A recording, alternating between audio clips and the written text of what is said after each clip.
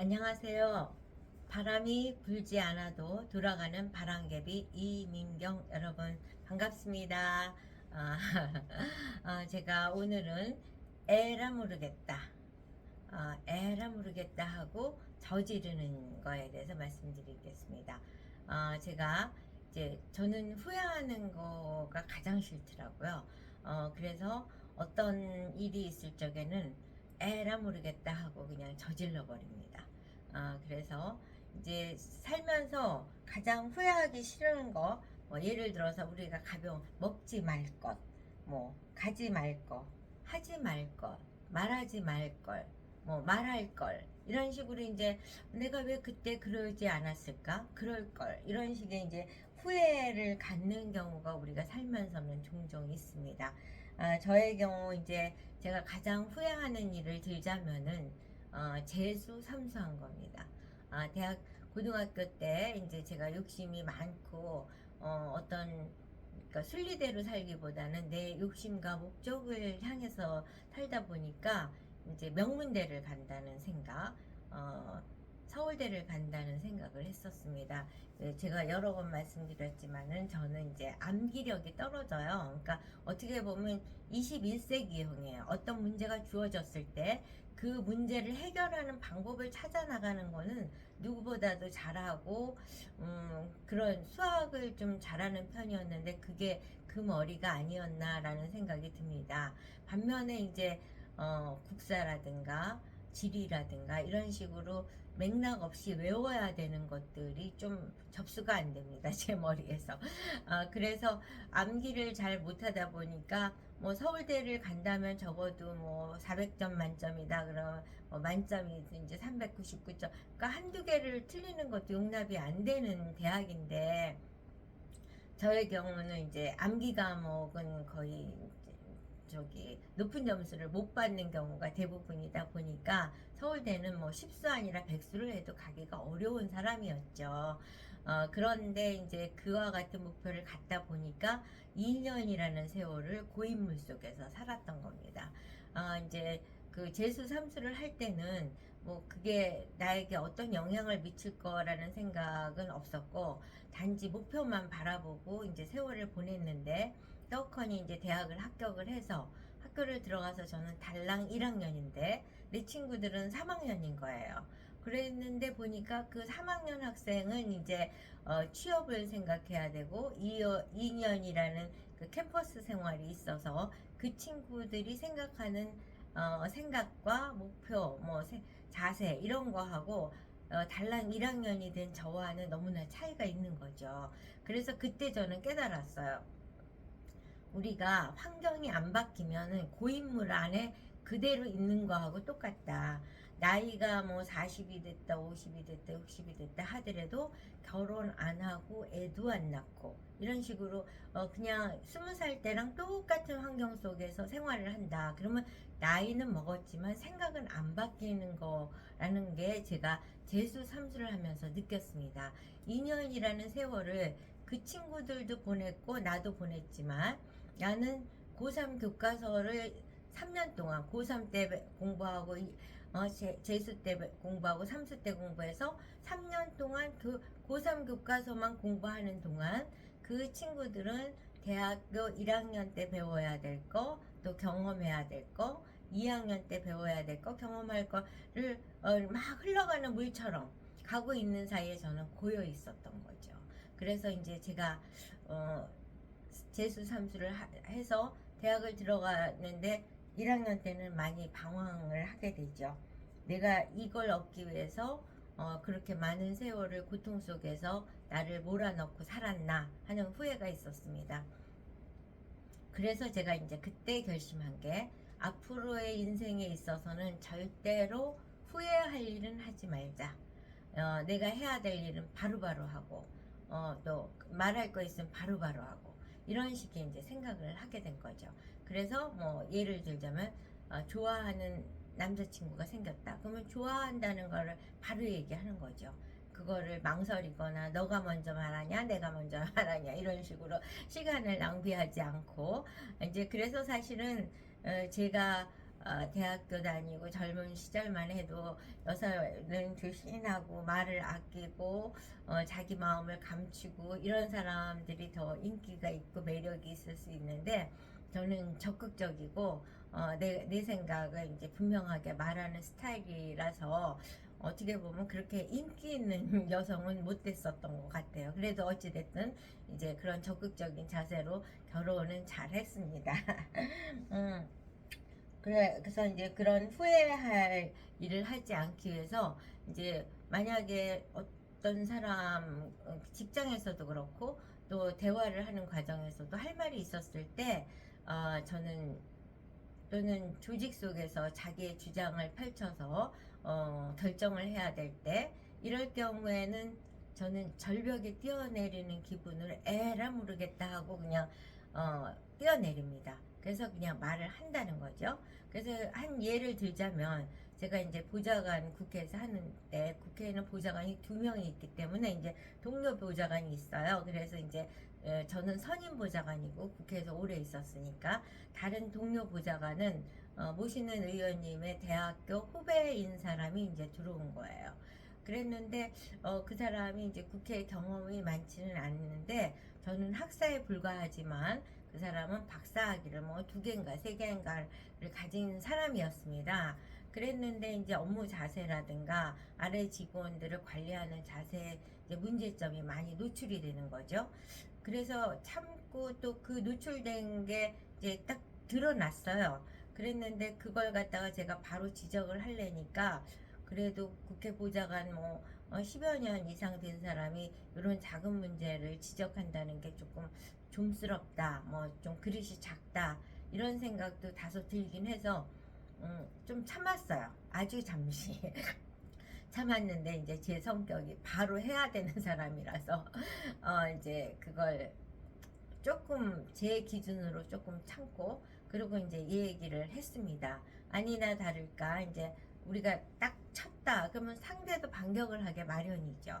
그래서 이제 서로 반격을 하는 언쟁을 주고받고 있는 차제에 의원님이 딱 들어오신 거예요. 당신들 뭐 하고 계십니까? 이제 그래서 전후 사정을 이제 얘기를 했더니 그 이제 조직을 운영하는 사람 입장에서는 시시비비를 가리는 것도 머리가 아프고 하여튼 이와 같은 상황을 그냥 없는 상황을 만드는 게 가장 최선의 방법이라고 생각이 들었는지 의원님께서 이제 2사람을 결별시키는 거죠. 그래서 저는 이제 선임 보좌관이니까 국회 업무를 담당하고 있고 그 이제 차석 보좌관에 대해서는 지역구에 가서 있어라, 지역구 관리를 좀 하고 있어라 이런 식으로 해서 2사람을 분리시킨 거예요.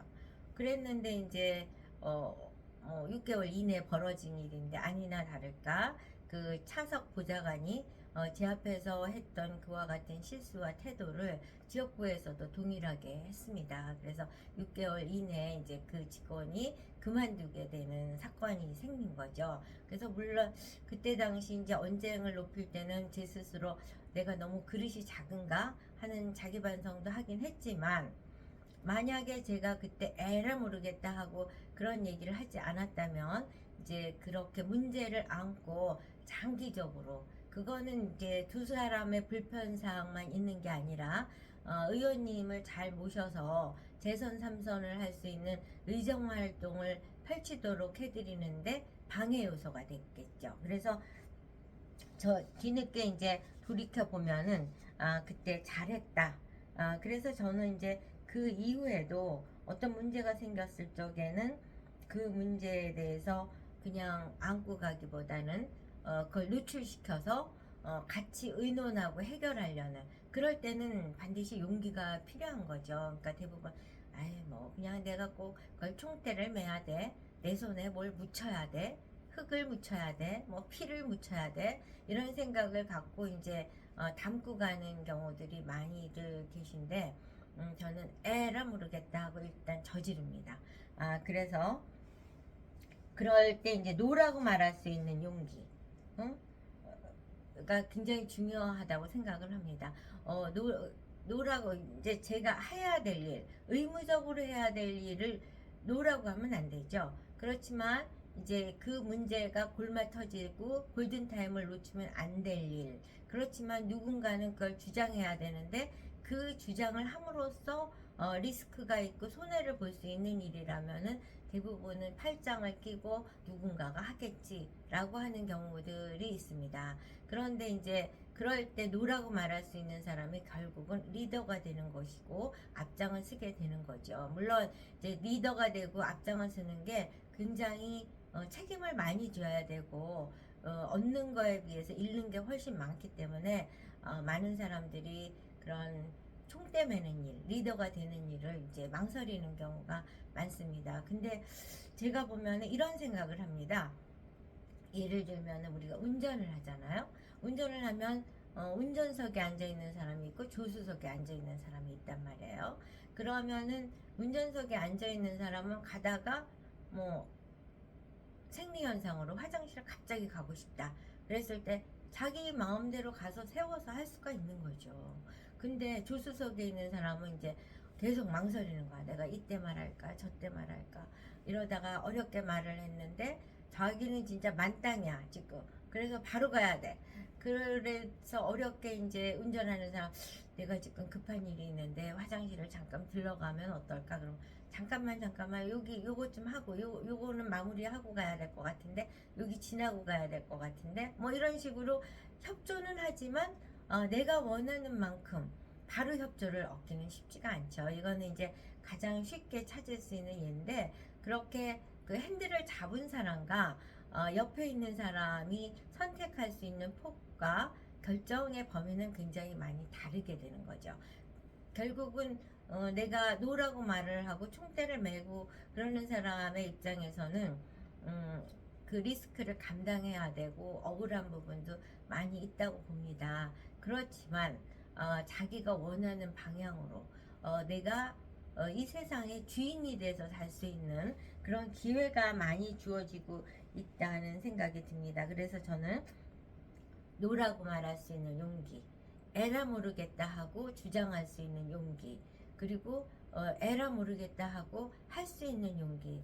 그러니까 자기의 게으름을 깰 수 있는 것도 용기입니다. 아침에 일어날 때 조금만 더 자야지 이럴 때 에라 모르겠다 하고 일어나는 거죠.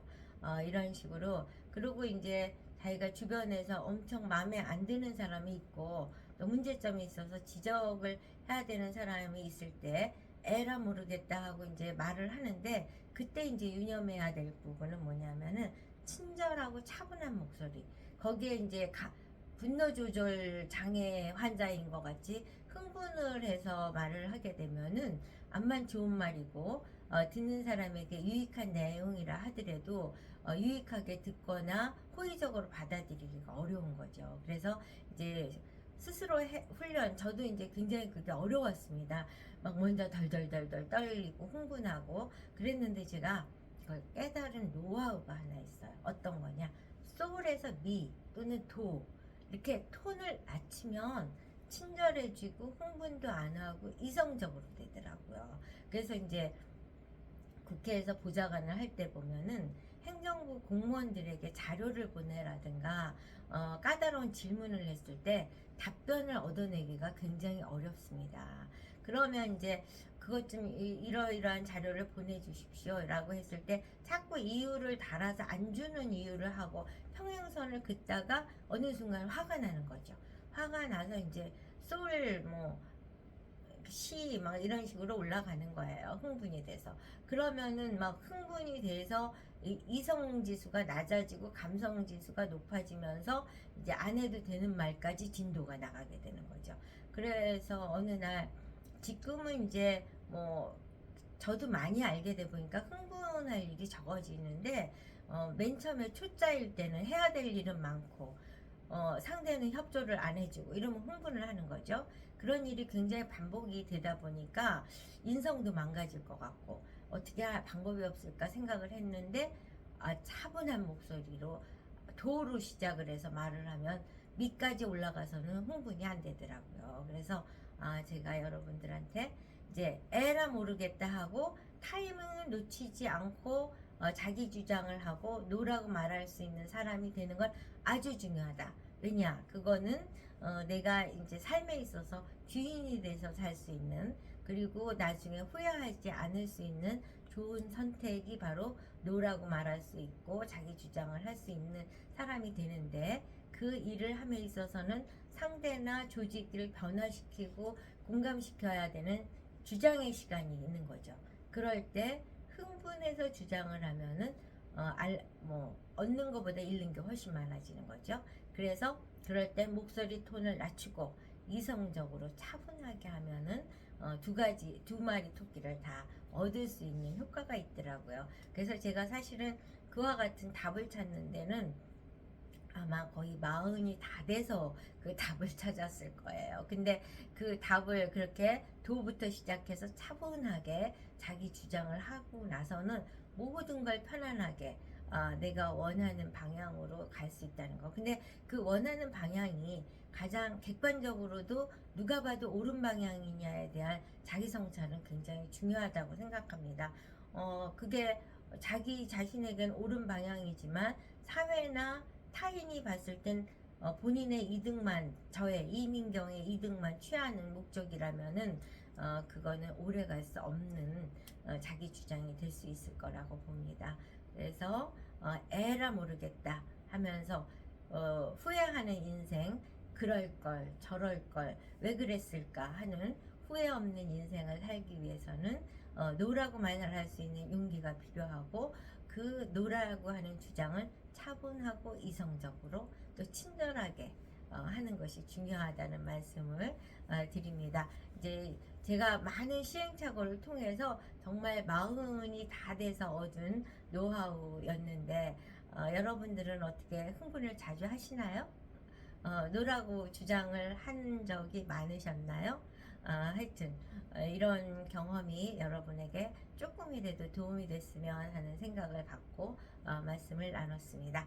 여러분, 오늘도 좋아요, 구독, 알림 잊지 말고 부탁드립니다. 여러분, 다음 영상에서 또 저의 그 바람이 불지 않아도 돌아가는 바람개비가 되어온 그런 하나하나의 저의 경험을 공유하도록 하겠습니다. 여러분, 안녕.